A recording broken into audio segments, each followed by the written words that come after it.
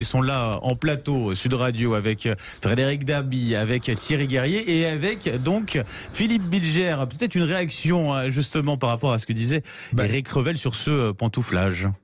Je n'ai pas la science de mon ami Éric Revel sur la haute autorité, mais j'ai cru comprendre que parfois certaines de ses décisions étaient mal comprises dans la mesure où on la sentait parfois plus indulgente à l'égard de migrations concernant les personnes puissantes, protégées, plus qu'à l'égard de personnes, disons, au statut moins impressionnant.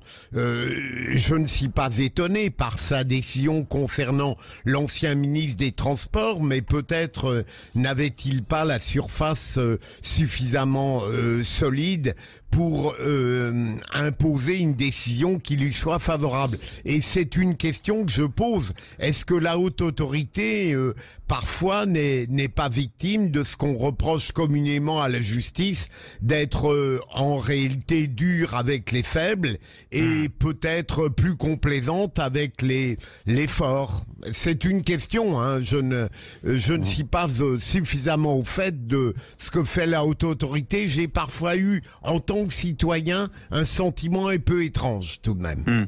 Je disais tout à l'heure, c'était un chiffre qui m'avait marqué pour le coup sur 110 avis rendus concernant des membres de cabinets, de gouvernement. Il y en a 4 qui se sont fait refuser leur transfert, leur pantouflage. Donc ça paraît peu au final. Alors soit il y a de la vertu de la part de nos hauts fonctionnaires, ou alors peut-être un petit peu de difficulté pour cette haute autorité de la transparence, pour la transparence de la vie publique, à finalement imposer ses vues aussi peut-être, Éric.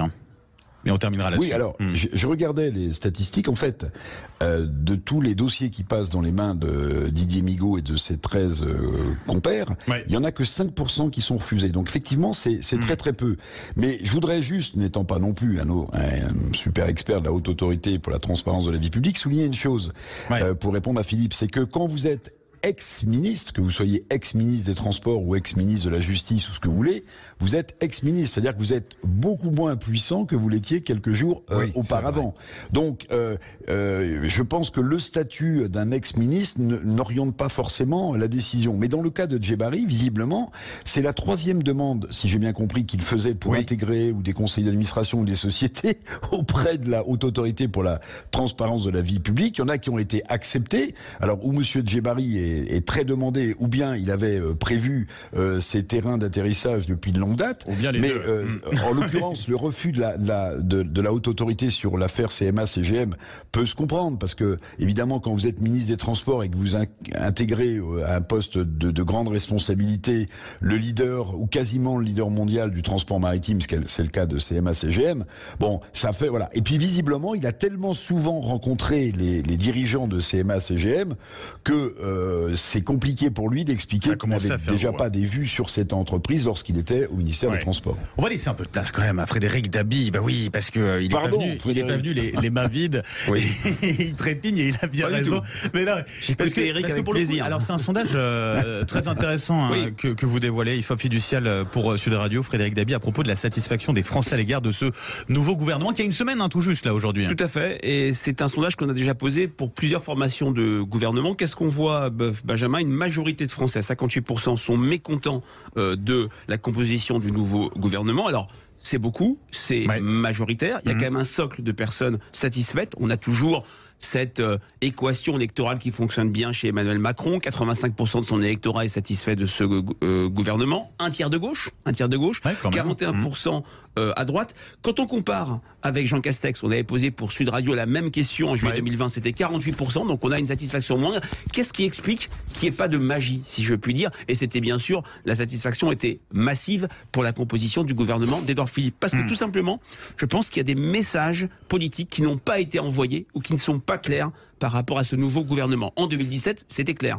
On nomme Édouard Philippe, un homme de droite qui disait « je vais casser la droite », c'est comme ça que c'était dit, il s'est défini comme de droite, et en 2017, c'était le gouvernement des experts. C'était l'idée, ça répondait à une sorte d'imaginaire des Français. On met une sportive au sport, Laura Flessel, on met une DRH à l'emploi, on met un médecin à la santé. Là, c'est un gouvernement qui envoie moins de signes, ce qui peut être inquiétant dans le cadre de la mobilisation pour les élections législatives. Il y a une autre question sur la satisfaction pour différentes nominations.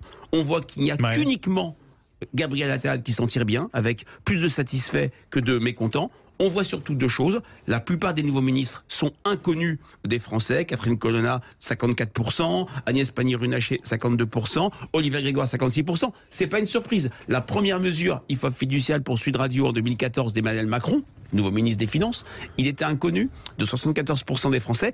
On parlait tout à l'heure avec Thierry de Damien Abad. Il y a plus de mécontents que de satisfaits liés à sa nomination. C'est lié non pas à l'affaire en tant que telle, non pas à l'homme, bien sûr, qui est peu connu des Français, mais au brouillage lié autour de cette affaire qui a peut-être parasité le déploiement de la connaissance du gouvernement auprès des Français. Thierry Guerrier voulait réagir, alors, et Philippe Bilger dans la foulée, mais Thierry me faisait signe justement quand il entendait là, à l'instant Frédéric Dabi sur. Alors je crois que vous avez réagi sur la question par rapport à la nomination du gouvernement d'Édouard Philippe à l'époque, c'est ça? Oui, sur la différence.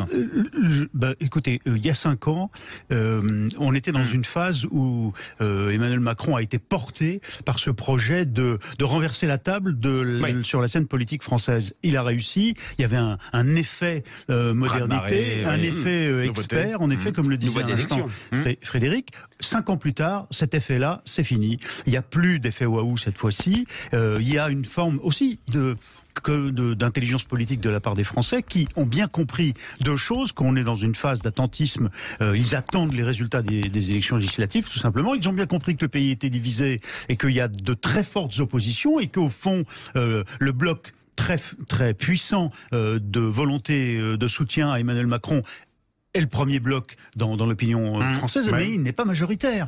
Et donc, le système électoral va sans doute permettre tout de même, à cause de la division des oppositions aux candidats macronistes, de se faire élire globalement. Mais j'évoquais ce matin d'ailleurs le risque que cela peut représenter. Une victoire trop éclatante d'Emmanuel Macron à l'Assemblée nationale, une majorité trop puissante en quelque sorte, serait un masquerait une réalité du pays, qui est celle de la division et d'un manque de représentation des minorités. Les Français attendent et ils voient bien qu'Emmanuel Macron lui-même se cherche. Alors ils vont trancher dans les urnes. Il faut espérer, en tout cas, c'est mon pari. S'ils vont voter, exactement. C'est 52%. C'est un des autres risques pour la Macronie. Mais il faut espérer, en tout cas ça c'est ma vision, que les Français ne donnent pas à Emmanuel Macron une trop forte majorité, parce que à ce moment-là, l'opposition pourrait s'exprimer ailleurs. Philippe Bilger, sur le sondage, et notamment peut-être le message qui n'est pas très clair envoyé par Emmanuel Macron sur ces différentes nominations. C'est vrai que on a l'impression que ça part un peu dans tous les sens aussi quand même.